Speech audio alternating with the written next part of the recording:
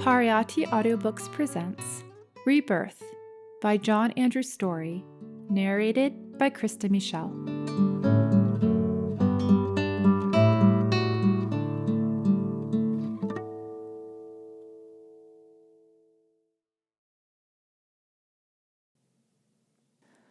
Rebirth Introduction. There has been a prevailing tendency in science to take a wholly materialistic view of life and the universe. This has perhaps been a natural reaction against the superstitions of past ages, which have often masqueraded as religious truth. Happily, this extreme reaction is now less apparent than it was, and there now seems to be, among scientists, a more open-minded approach to life and its phenomena. Parapsychological phenomena, which only a decade ago were not considered to be worthy of serious attention, are now being studied with considerable interest. We hear that Russia has a program to develop telepathy as a tool in its space work. Similar research is said to be taking place in America, as are also investigations into such phenomena as ESP, extrasensory perception, precognition, and clairvoyance. One of the greatest scientists of our age, Nobel laureate Erwin Schrödinger, has said that the problem of mind is, quote, the most important problem with which science has yet to deal, end quote. Sir John Eccles, perhaps the world's most eminent neurophysiologist, has shown how much recent trends in science have changed, for he now sees the brain as a detector and amplifier of mental influences. He assures us the brain is, quote, just such a machine as a ghost or mind could operate, end quote. In this new climate, it is not surprising that there is a growing interest in rebirth, though in the West, the phenomenon is usually called reincarnation. The Canadian-born psychiatrist, Dr. Ian Stevenson, now living and working in America, has been one of the foremost workers in this field, and the evidence he has made available is very impressive. The aim of this essay is to review the evidence and examine the arguments for rebirth in an attempt to make a modest contribution to our understanding of the doctrine. We shall see first that the doctrine is very ancient and very widespread. We shall see that it reflects the natural order which from our observations we know to be cyclical. We shall have a brief look at the evidence from the claimed memories of former lives. We shall try to determine the nature of that which is reborn. And finally, we shall examine one of the ways by which the process of rebirth may take place. In this way, I hope to make our survey comprehensive so that our evaluation can be truly scientific.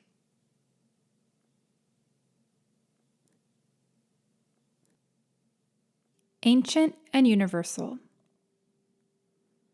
The doctrine of rebirth is very ancient and also very widespread.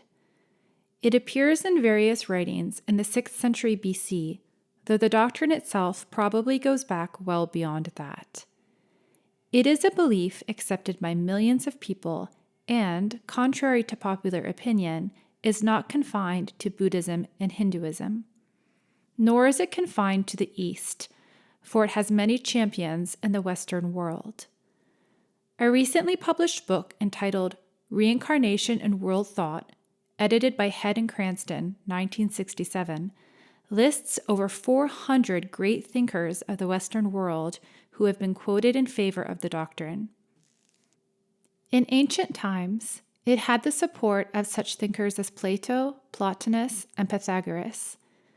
In more recent times, philosophers like Schopenhauer, Goethe, Hume, Voltaire, T.H. Huxley, and Ralph Waldo Emerson have approved it.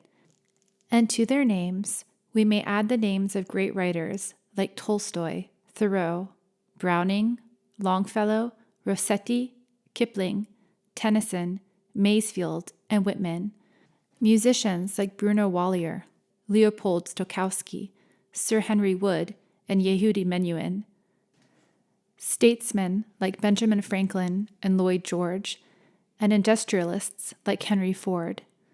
The list is endless, and it would be impossible to quote from them all.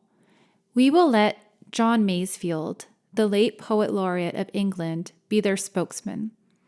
In a poem appropriately called My Creed, he writes, quote, I hold that when a person dies, his soul returns again to earth.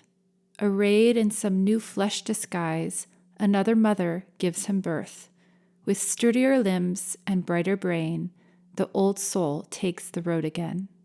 End quote. The language which Masefield has used to express his ideals may not be that which a well-informed Buddhist would choose, as we shall see later. But his sentiments are the same, and his words express the beliefs of many Westerners. It goes without saying that almost all the great thinkers of the East have believed in rebirth, a fact which even the adversaries of the doctrine find impossible to dispute.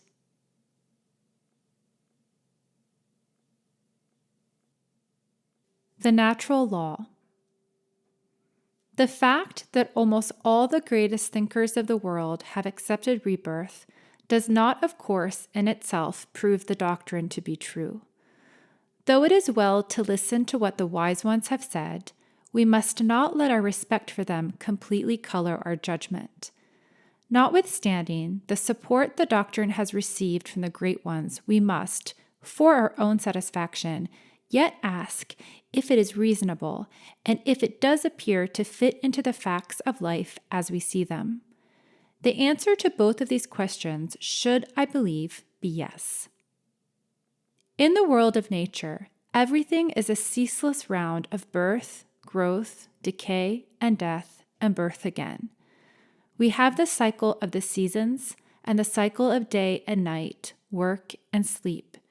It would be strange indeed if in the whole of nature man alone was the exception to the cyclic rule. As Nietzsche has said, quote, everything goeth, everything returneth, everything dieth, everything blossometh forth again. So how could I not be ardent for the ring of return? End quote. Voltaire expressed the same sentiments when he wrote, quote, it is no more surprising to be born twice than once. Everything in nature is resurrection. End quote. The theory of evolution, which has so gripped the imagination in the last 100 years, also seems to me to corroborate the doctrine of rebirth. The two, in fact, would seem to be complementary, and rebirth may even throw some light into the way in which evolution works. It is difficult to see how there can be any progress, at any rate as far as spiritual things are concerned, if each person coming into the world is a completely, quote, new soul, end quote, starting from scratch. The old battle cry of the evolutionists and optimists, quote, onward and upward forever and ever, end quote, will have little hope of fruition if each person coming into the world has to learn the lessons of love and brotherhood from the beginning. Could it not be that the difference between the ignorant and selfish and the wise and holy is that the latter have lived their earlier lives more wisely than the former? Is it not also possible that someday all will follow where the wise and holy have trod? Certainly we cannot dismiss the possibility. As Thomas H. Huxley has said, quote, like the doctrine of evolution itself, that of rebirth has its roots in the world of reality. None but very hasty thinkers will reject it on the ground of inherent absurdity. End quote. Another important lesson we learn from nature is that, quote, that which we reap must always be of like character to the seed that was sown. End quote. This is true not only of the physical order, but of the moral order as well. It is by accepting that, quote, whatsoever a man soweth, that shall he also reap, end quote, that we are able to understand the apparent inequalities and injustices of life. Science, no less than religion, teaches us that every effect has its cause. The whole universe, our own lives included, is governed by this law of action-reaction, or cause and effect. What we sow, we must in due course reap, and we are the creators of our own heaven or hell. The great geniuses of the world should also be seen in this light, particularly those infant prodigies who display extraordinary abilities at an unusually early age. There have been many such cases. The most famous, perhaps, at any rate in the Western world, is that of Mozart, who composed a sonata when he was 4 and an opera when he was 7. In 1951, the London Evening Standard gave an interesting account of a little girl called Danielle Salomon, who could play the piano before she could talk, and who, by the time she was 4, had already composed several pieces of music and written the scores in a book. These cases are by no means unique. There are many others like them. During the summer of 1967, a BBC television news bulletin gave an account of a 3-year-old boy in Korea who is already attending a university where he is doing a course in advanced mathematics, and he is already the author of several books. It certainly looks as though Plato was right when he asserted in his famous Theory of Reminiscence that, quote, knowledge easily acquired is that which the enduring self had in an earlier life, so that it flows back easily, end quote.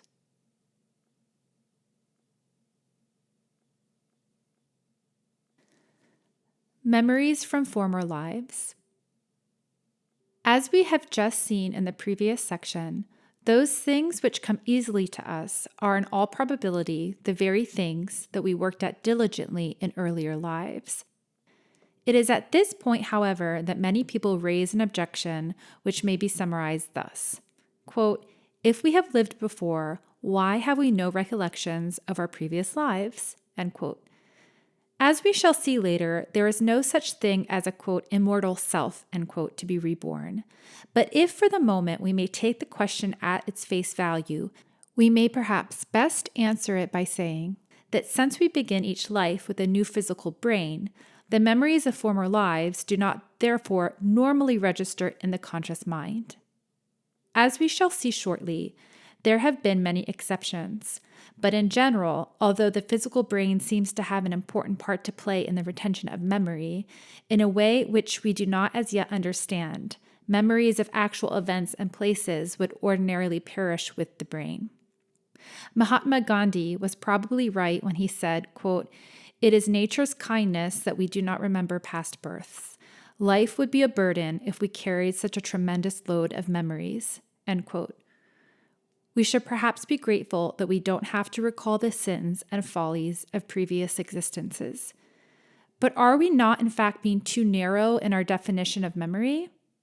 Character is a form of memory, as are innate abilities and likes and dislikes. And as to the ability to recall actual events, we must admit that we can only remember a small fraction of all that happens to us in this present life, and little, if anything, of what happened to us in the early years. Yet no one would deny that he was once a 3-year-old simply because he has no recollection of being 3. And if the psychologists are to be believed, these forgotten years of early infancy were the most decisive in determining our personality.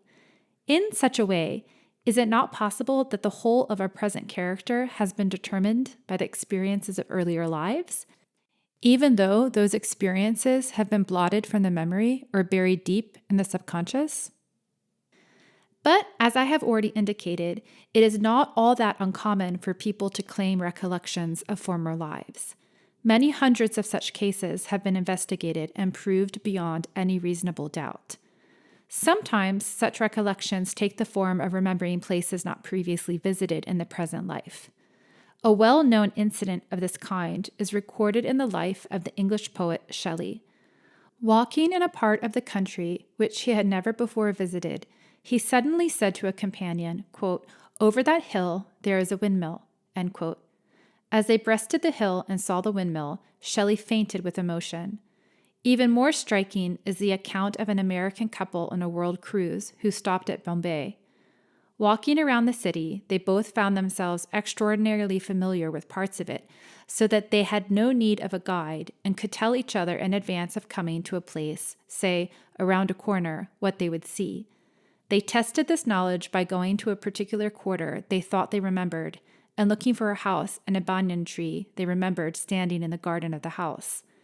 When they reached the place where they expected to find the house and tree, they did not see them, but a policeman happened to be nearby, and they asked him if the house and tree had formerly stood there. He confirmed that there had at one time been a house and a tree as the couple described them. He added an additional piece of information. The house had belonged to a family named Ban. This couple had, for some reason unknown to them, liked the name Ban and had given this name as first name to their son. More important as evidence for rebirth are the many recorded cases of people who have actually recalled previous lives. Dr. Ian Stevenson, the eminent Canadian psychiatrist, now living and working in America, has investigated many such claims and has published findings in The Evidence for Survival from Claimed Memories of Former Incarnations and 20 Cases Suggestive of Reincarnation. Make impressive reading. Also of great value has been the research of Francis Storey, and some of his findings are published in his The Case for Rebirth, Wheel number 1213. From the many cases around the world that have been investigated, I will give just two examples, one from Asia and the other from Europe. Shanti Devi, a girl living in Delhi, born 1926, began from the age of 3 to recall and state details of a former life in the town of Mutra, about 80 miles away. She stated that her name had been Lugdi, that she had been born in 1902, was a Chauban by caste, and had married a cloth merchant named Kedar Nath Chaubi. She said that she had given birth to a son and had died 10 days later. As Shanti Devi continued to make such statements, her family finally made inquiries when she was 9 years old to see if such a person as her claimed husband actually existed in Mutra. There was such a person, and he sent a relative to the girl's house, and afterwards came unannounced himself. She immediately identified both of these persons. The following year, after it had been established by an investigating committee that she had never left Delhi, she visited Mutra, where she instantly recognized places and people and found her way around with perfect ease. Many statements which she made about her previous life were verified. Our second case concerns an Englishwoman, Annie Baker, who under hypnosis spoke perfect French, although she had never studied the language or been to France. She spoke of the death of Marie Antoinette as if it had just happened. She gave her own name as Marielle Pacasse, and that of her husband as Jules. She stated that her home was in the Rue de Saint-Pierre, near the Notre-Dame. Subsequent investigation revealed that although there is now no Rue de Saint-Pierre, there was one 170 years ago. The name Marielle, now very rare, was much in vogue in 1794. Rebirth would seem to offer the best explanation of the link which exists between a Frenchwoman of the 18th century and the present-day Annie Baker. These few cases I have outlined provide just a small sample of the hundreds of similar cases which have been thoroughly investigated and verified. Scholarly research along scientific lines is continuing on this subject, conducted by men of the caliber of Dr. Ian Stevenson and Francis Storey, which may one day prove, beyond any reasonable doubt, that rebirth is a fact, just as much a law of science as is the law of gravity.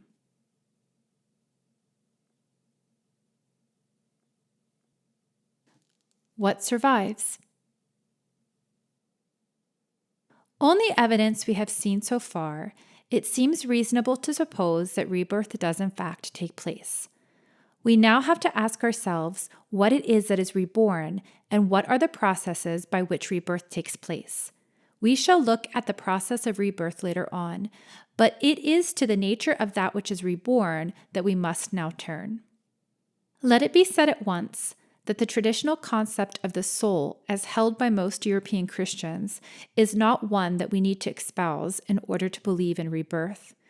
The idea that there is in man a spiritual or, quote, ethereal double, end quote, which is able to survive the death of the body and to maintain itself as a changeless, separate entity does not seem to me to be feasible. What we have to look for is not a, quote, soul, end quote, which stays recognizably the same for an eternity, but a principle or entity which is forever evolving, a constantly changing, quote, stream of consciousness, end quote. To borrow a phrase, from William James. The Buddhist scholar Venerable Walpola Rahula perfectly expresses the idea I have in mind. He writes, quote, "If there is no permanent, unchanging entity or substance like self or soul, what is it that can re-exist or be reborn after death? Before we go on to consider life after death, let us consider what this life is and how it continues now. What we call life is a combination of physical and mental energies. These are constantly changing. They do not remain the same for 2 consecutive moments. Every moment they are born and they die. Thus, even now, during this lifetime, every moment we are born and die, but we continue.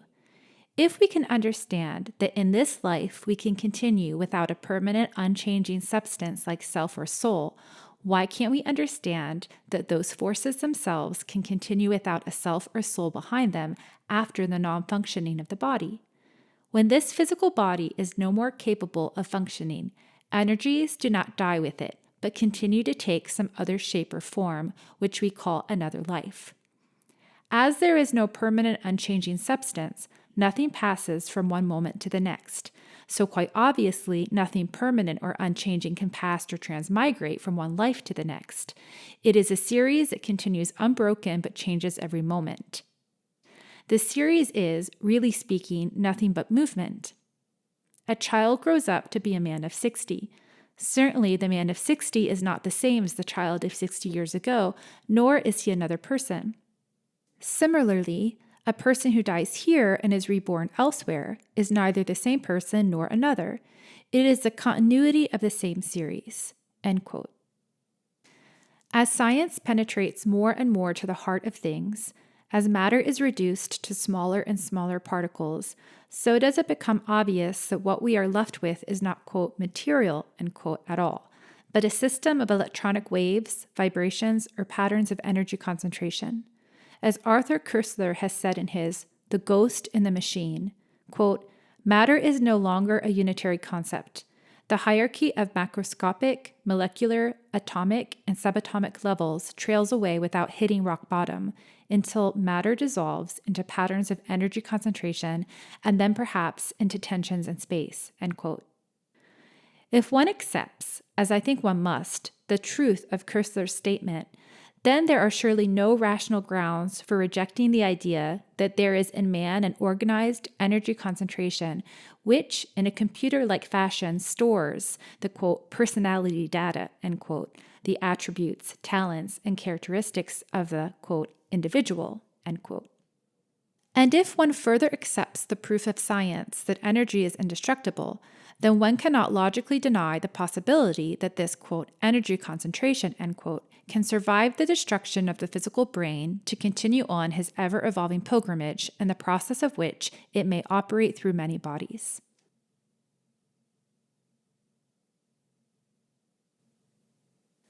The process explained. There only now remains the question as to the processes by which rebirth takes place. It seems to me that radio provides a useful analogy of what in fact may happen. It is not beyond the realms of reason to suppose that the energy concentration, that which the West traditionally calls the mind or soul, is given out at the moment of death, in much the same way as a radio signal is given out by a transmitter, and that this signal carries with it the personality data of the individual, which is eventually picked up and decoded by a suitable receiver, i.e., the newly formed or developing brain of an unborn child. And it may also be that just as a radio signal can only be picked up by the right kind of receiver adjusted to the right wavelength, so a deceased individual's radio signal can only be picked up by a brain which is uniquely suited to receive it. At first acquaintance, this idea may sound rather fanciful, but it has received support from Sir Julian Huxley, internationally esteemed scientist, philosopher, and self-confessed agnostic. In his contribution to a book of essays called Where Are the Dead?, he makes the following comments, quote, "There is nothing against a permanently surviving spirit individuality being in some way given off at death, as a definite wireless message is given off by a sending apparatus working in a particular way. But it must be remembered that the wireless message only becomes a message again when it comes in contact with a new material structure, the receiver. So with our possible spirit emanation, it would never think or feel unless again embodied in some way. Our personalities are so based on body that it is really impossible to think of survival without a body of sorts. I can think of something being given off which would bear the same relation to men and women as a wireless message to the transmitting apparatus. But in that case, the dead would, so far as one can see, be nothing but disturbances of different patterns wandering through the universe until they came back to actuality of consciousness by making contact with something which could work as a receiving apparatus for mind." End quote. Francis Storey comments in much the same way when he says, quote, "It is only necessary to conceive an energy potential flowing out of the mind of a being at the moment of death, and carrying with it the karmic characteristics of that being, just as the seed of a plant carries with it the botanical characteristic of its type, and a mental picture is formed that corresponds roughly to what actually takes place." End quote.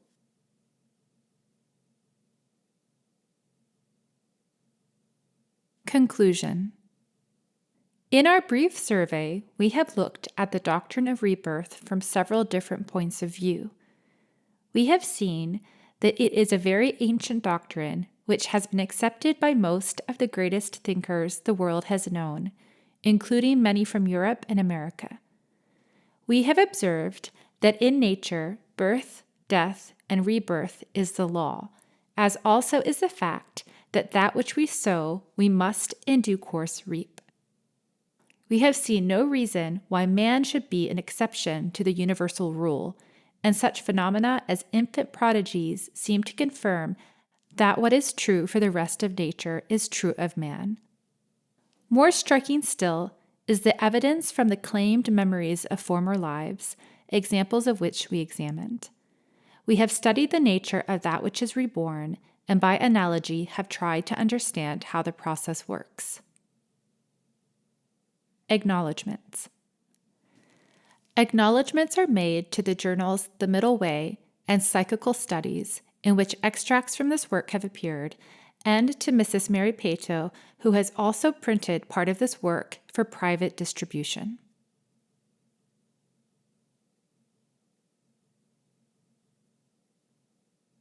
This has been Rebirth by John Andrew Storey, narrated by Christa Michel. Copyright 1971, Buddhist Publication Society.